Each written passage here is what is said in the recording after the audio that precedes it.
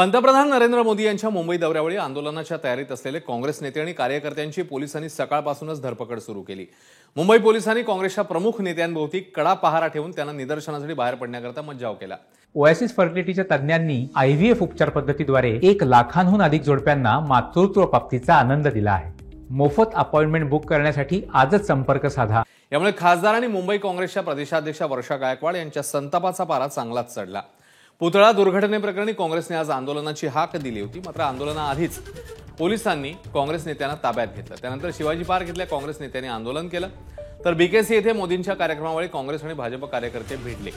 युवक काँग्रेसची काळे झेंडे दाखवत बीकेसी येथे निदर्शनं पाहायला मिळाली। पोलिसांनी आंदोलनकर्ते यांना ताब्यात घेतलं।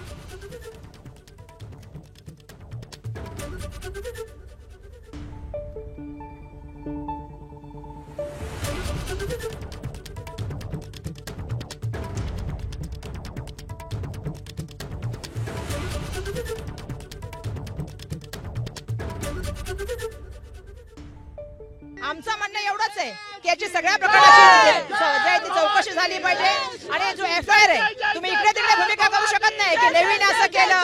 तुम्ही विचार करा, आमच्या भावना जुडलेल्या आहेत आणि जिथे महाराजांचं नाव आहे त्या ठिकाणी ह्या प्रकारची पूर्ण चौकशी व्हायला पाहिजे। मुख्यमंत्री उपमुख्यमंत्र्यांवरती एफआयआर दाखल केला पाहिजे। हे घडलंय आणि ज्यांच्यामुळे घडलंय त्यांच्यावरती कारवाई झाली पाहिजे। फक्त त्यांच्यावरती नाही तर खरं म्हणजे या सरकारवरती गुन्हा दाखल झाला पाहिजे।